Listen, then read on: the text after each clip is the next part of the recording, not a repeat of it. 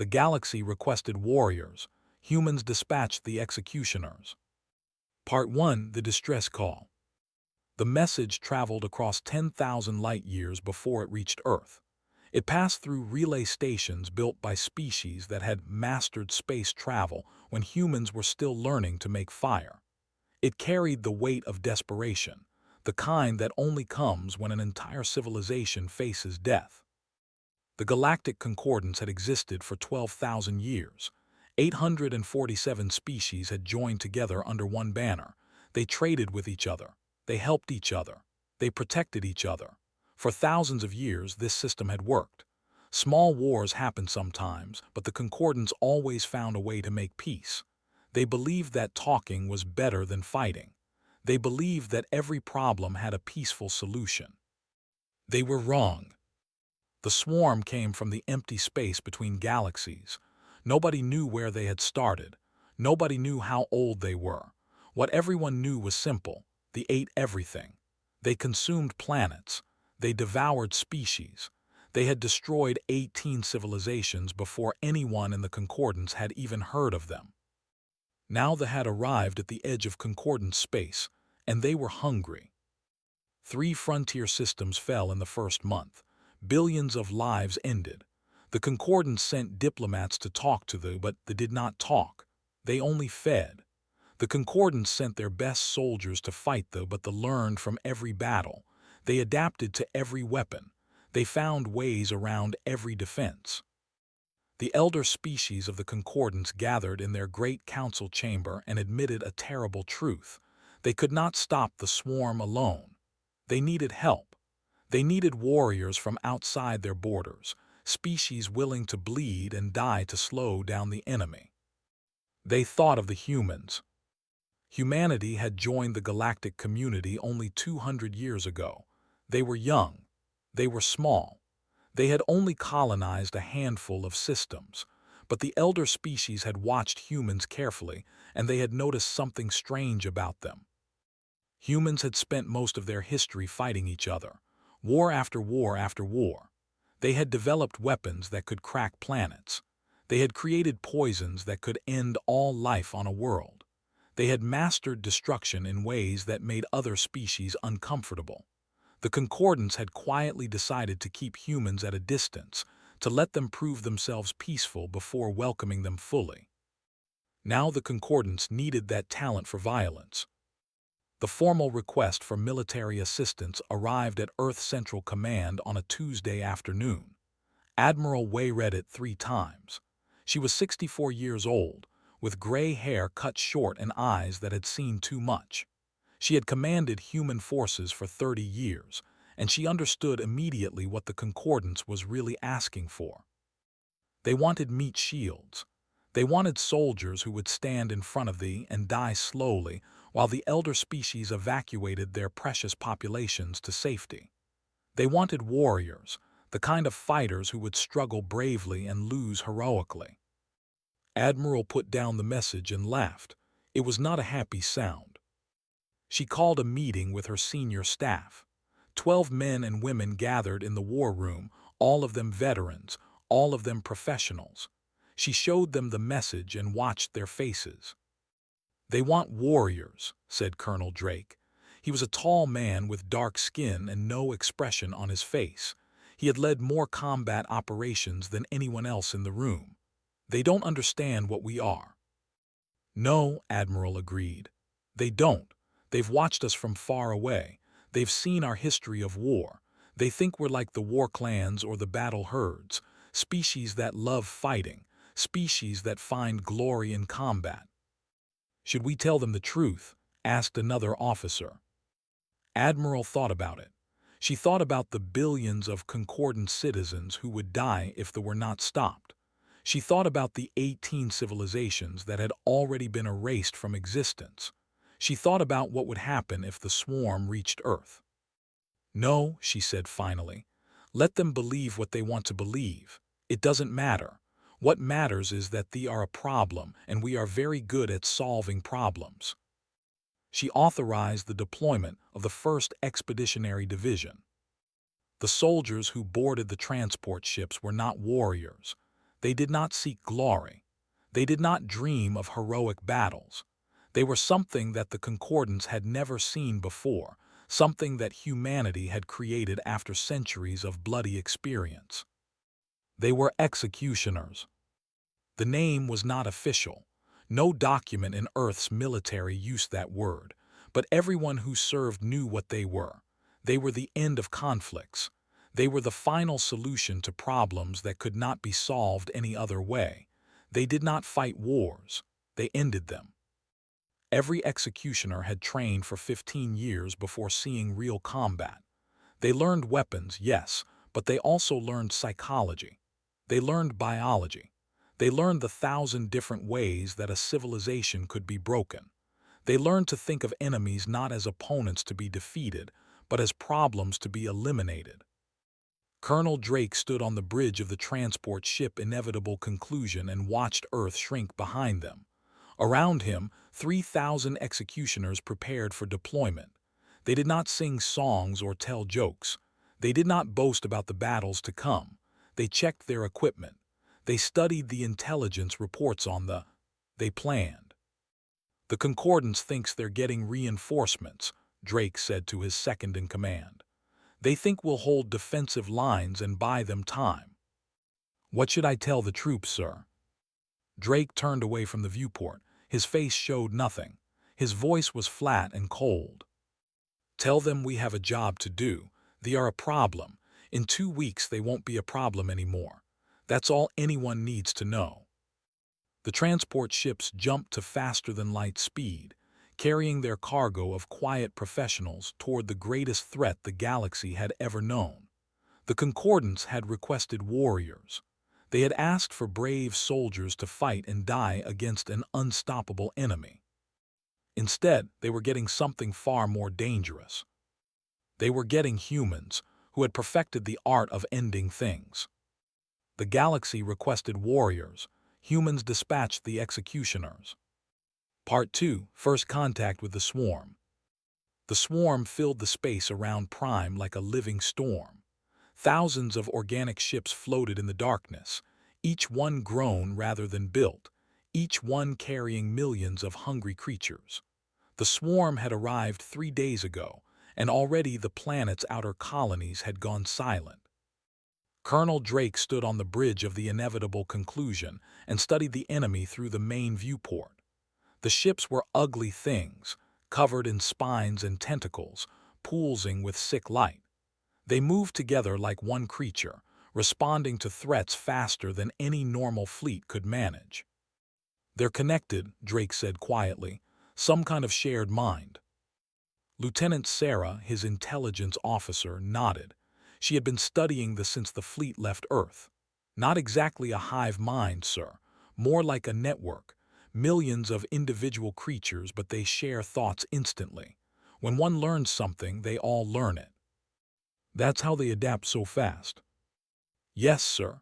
The war clans hit them with plasma weapons. Within 2 hours, the swarm had developed heat-resistant armor.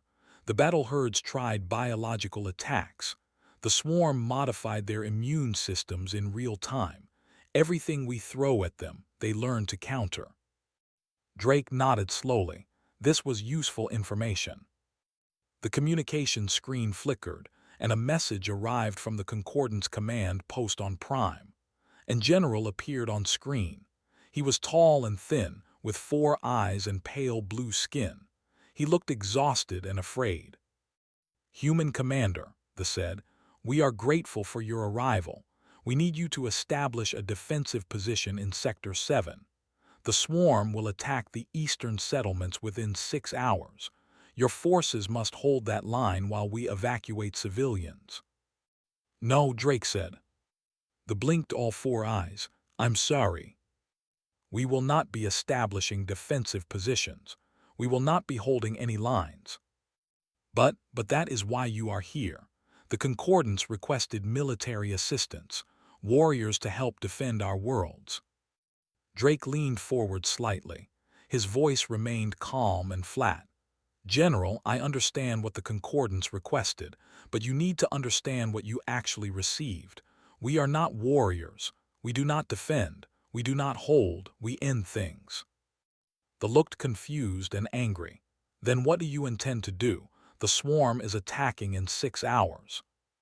My intelligence teams will need access to all your data on every battle recording, every sensor scan, every piece of information you have gathered. We need to understand how they work. We have been studying them for months. We know how they work. They adapt and they consume and they cannot be stopped. Everything can be stopped, General. Everything has a weakness. We just need to find it. Drake ended the communication before they could argue further. He turned to Lieutenant. Get our analysis teams working. I want to understand the command structure within 12 hours. Sir, the Concordance has had their best scientists studying the swarm since it arrived. If they couldn't find a weakness. The Concordance was looking for a way to fight the swarm.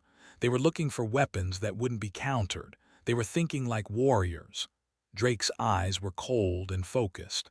We're going to think like executioners. We're not looking for a way to fight them. We're looking for a way to kill them all at once. For the next 10 hours, human analysts worked without rest. They processed every piece of data the Concordance had gathered. They watched thousands of hours of battle recordings. They studied the swarm's movement patterns, their communication methods, their biological structure. What they found changed everything. Lieutenant brought the report to Drake personally. Her hands were shaking slightly, though not from fear. It was excitement. They're not a true hive mind, she said. They're more like a brain made of billions of parts, and like any brain, they have centers, nodes, clusters of specialized creatures that coordinate the others. Queen nodes, Drake said. Exactly. There are 47 of them spread across the swarm's territory. They're hidden, protected, but they exist. And here's the important part. If they're destroyed, if they're all destroyed at the same time, the network collapses.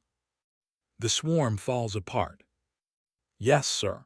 The individual creatures would survive, but they'd lose their coordination. They'd become animals instead of an army, easy targets for conventional forces. Drake looked at the data for a long moment. 47 targets spread across 47 different systems. All of them had to be destroyed at exactly the same time, before the swarm could adapt, before backup systems could take over. It was impossible for any conventional military force. It was exactly what the executioners had been designed for. Begin planning immediately, Drake ordered. I want strike teams assigned to each target within 4 hours. We'll need perfect timing and complete surprise. No mistakes. No survivors among the Queen nodes. Sir, the Concordance won't approve this plan. They'll want us to defend their planets while they... The Concordance doesn't need to approve anything. They asked for help with their problem. We're going to solve it. Drake allowed himself a small, cold smile. They wanted warriors to buy them time. Instead, they're going to wake up tomorrow in a galaxy without any at all. The planning began. 17 stealth teams were assembled, the best of the executioners, specialists in infiltration and destruction. They would carry nuclear devices small enough to hide, powerful enough to vaporize anything within a kilometer. They would strike in 3 days. And the swarm, which had destroyed 18 civilizations, which had seemed unstoppable and eternal, would learn what happened when humans decided something needed to die. The galaxy requested warriors. Humans dispatched the executioners. Part 3. The Nature of Execution. Ambassador of the Republic had lived for 912 years. He had seen empires rise and fall. He had watched species evolve and change. He had survived 3 wars and 2 plagues. He thought he understood the universe and everything in it. He was wrong. The ambassador stood in the observation deck of the Concordance flagship, watching the battle recordings for the 7th time. His 4 hands trembled. His blue skin had turned pale. Around him, other diplomats and military leaders watched in silence, all of them struggling to understand what they were seeing. The recordings showed the swarm at the height of its power. Billions of creatures spread across dozens of systems, coordinated and unstoppable. They had been preparing to attack Prime, to consume another world and add its resources to their endless hunger. Then, at exactly the same moment across 47 different star systems, 17 human stealth teams had reached their targets. The queen nodes had been hidden deep inside organic fortresses, protected by millions of warrior creatures. The Concordants had known about these nodes but had considered them impossible to reach. Any attacking force would be detected, surrounded, and destroyed long before getting close. The humans had not sent attacking forces. They had sent small teams of 5 to 10 specialists, moving silently through enemy territory, avoiding detection through methods that the Concordance analysts still didn't fully understand. They had carried nuclear devices no bigger than a travel bag. At exactly 1400 Galactic Standard Time, 47 nuclear explosions had lit up the darkness of space. The effect was immediate and total. The swarm's coordination collapsed in seconds. Billions of creatures suddenly lost their connection to each other. They became confused, frightened, violent. They attacked each other. They fled in random directions. They crashed their ships into planets and asteroids. The unstoppable swarm became a scattered mess of mindless animals. The cleanup took 3 days. Concordance forces, which had been preparing for years of desperate defensive warfare, found themselves hunting confused creatures that barely knew how to fight back. The casualties among Concordance soldiers were minimal. The casualties among them were total. Every single one.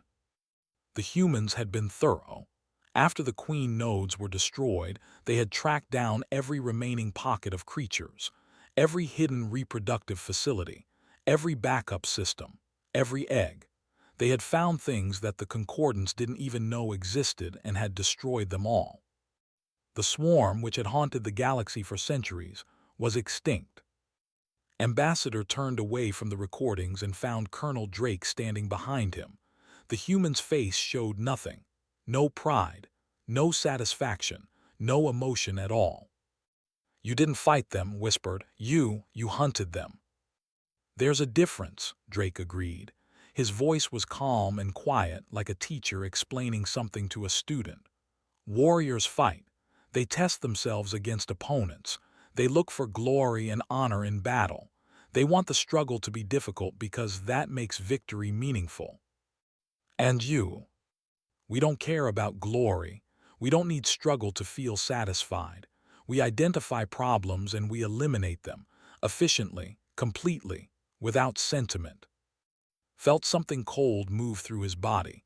He had been afraid of they had been monsters, yes, but they had been understandable monsters. They were hungry. They consumed. It was horrible but natural, like a predator eating prey. This human standing before him was something different, something that made the scene almost warm by comparison. The swarm adapted to everything, said. Every weapon, every strategy. How did you succeed where everyone else failed?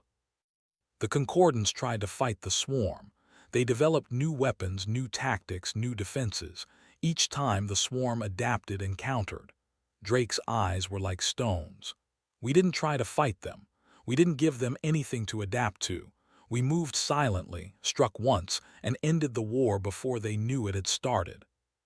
You could have shared this plan with us. We could have helped. You would have slowed us down. You would have wanted meetings, discussions, approval from various councils. By the time you finished talking, the swarm would have consumed 3 more worlds."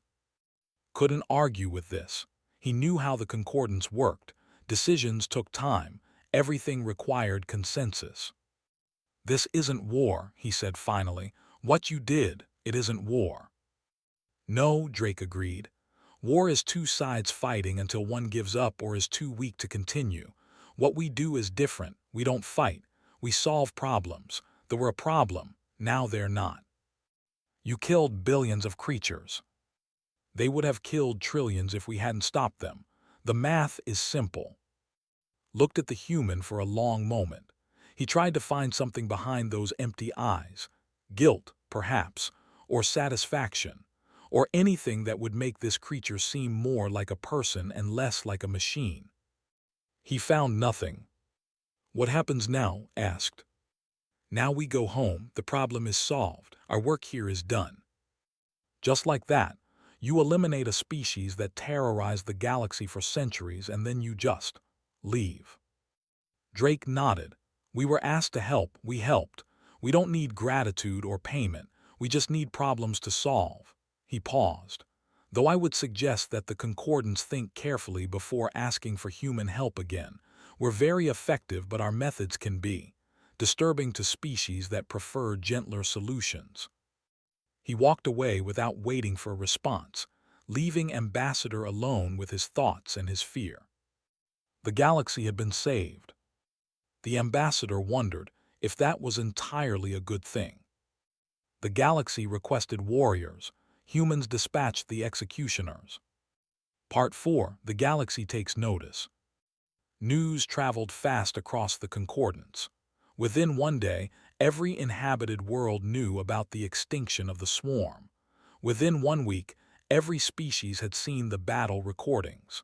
Within 1 month, the humans had become the most discussed topic in galactic history.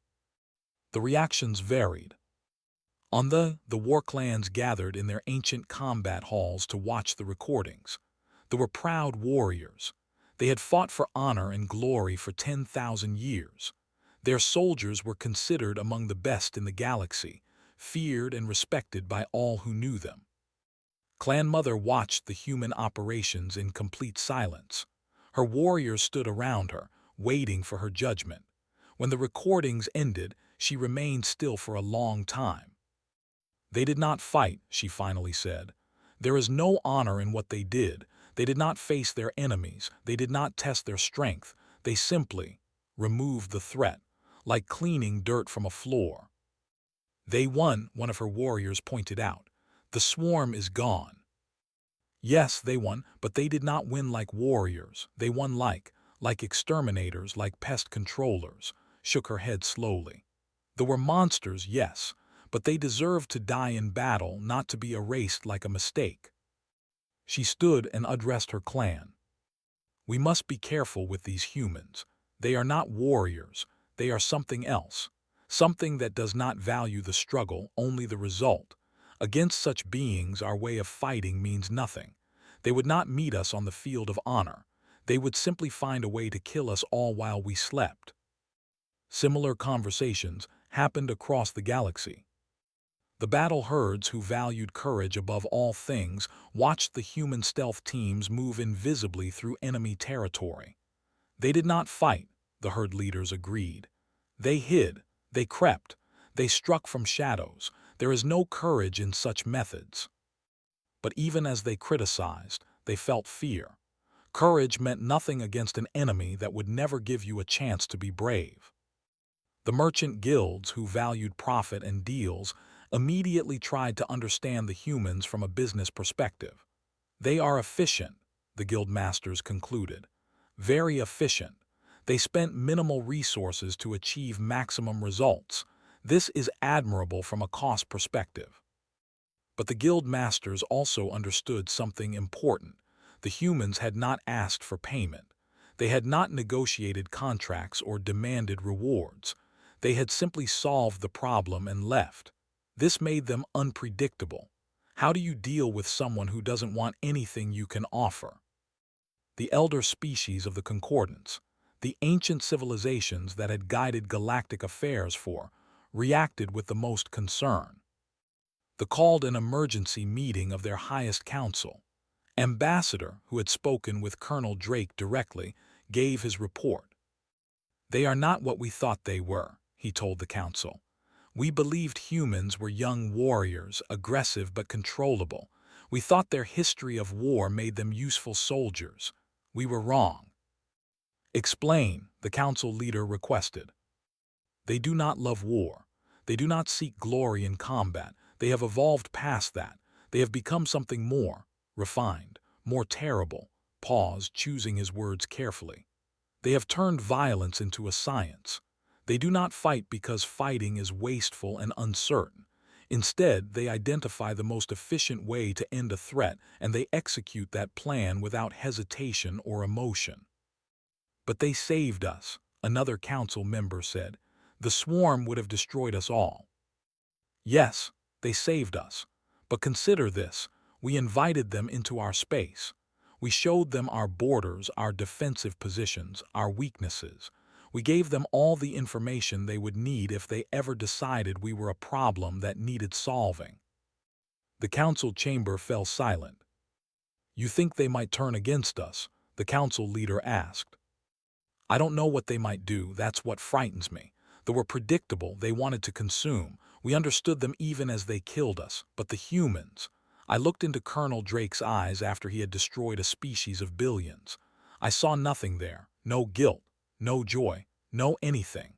He spoke about extinction the way I might speak about repairing a broken tool. The council debated for 3 days. Some argued that the humans were dangerous and should be isolated. Others argued that making enemies of such effective killers would be foolish. Still others suggested trying to understand the humans better, to learn what motivated them. In the end, they decided to send a formal invitation to Admiral Wei. They would ask her to address the full Concordance High Council. They would ask questions. They would try to understand.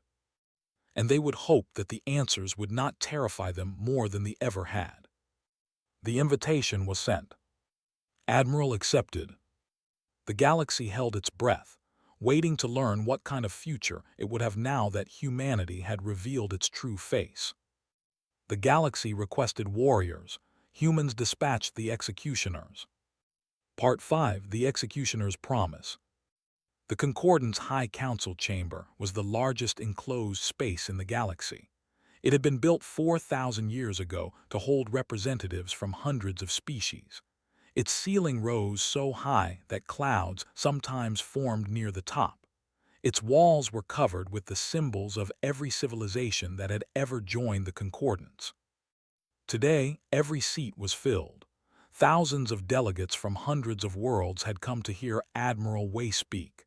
They had come with fear and curiosity and hope and suspicion.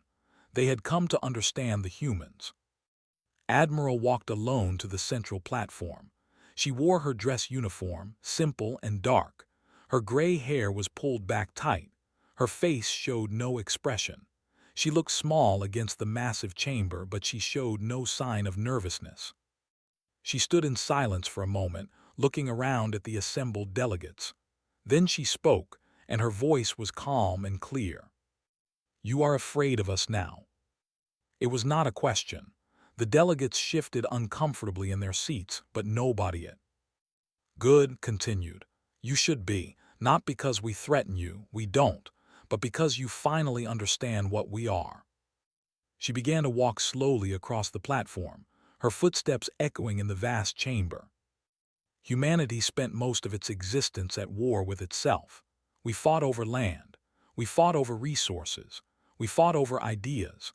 We killed each other in numbers that would horrify most species in this room.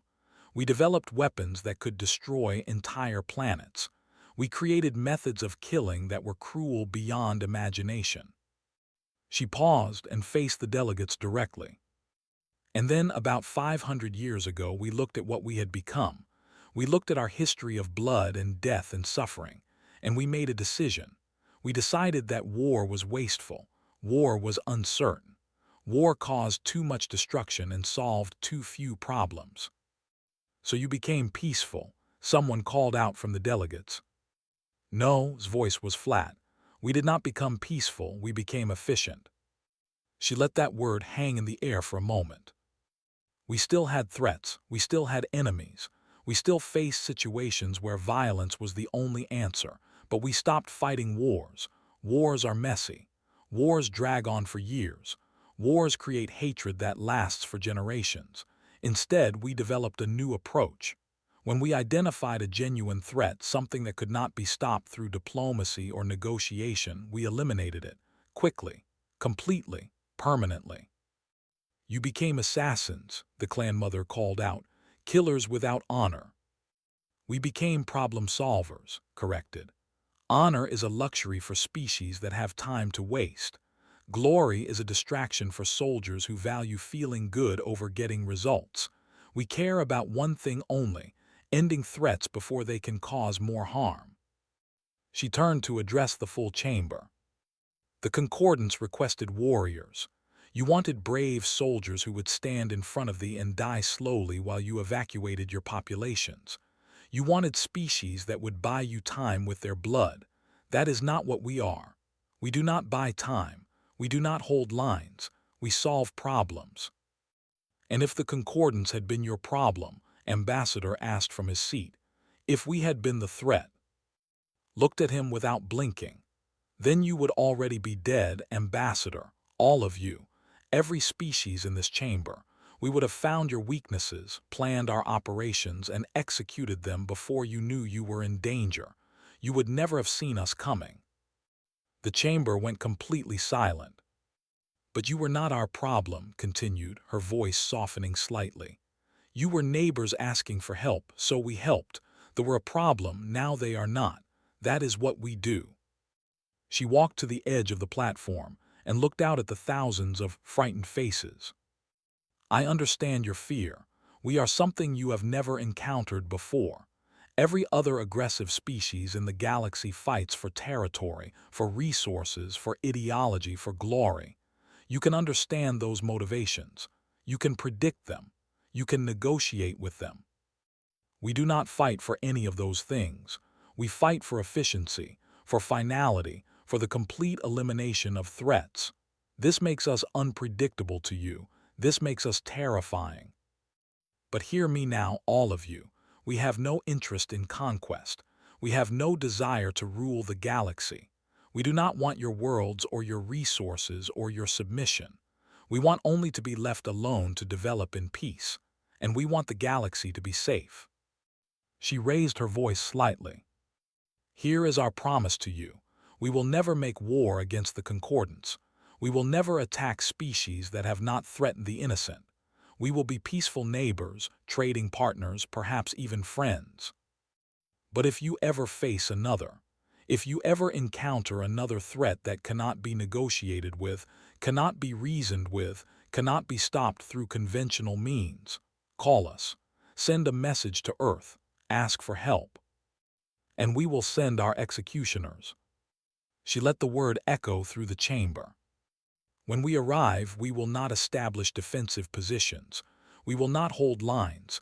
We will not buy you time. We will identify the threat. We will find its weaknesses, and we will eliminate it, completely, permanently, without hesitation and without remorse. The problem will not be defeated. It will not be pushed back. It will be solved, forever. Admiral Wei stood straight and looked out at the representatives of 847 species. Welcome to the new galaxy, Concordance. Humanity is pleased to finally meet you properly. We hope you never need us again. We hope you never face another existential threat. But if you do... She smiled, and it was not a warm smile. It was the smile of a surgeon about to remove a cancer. Clean, professional, final.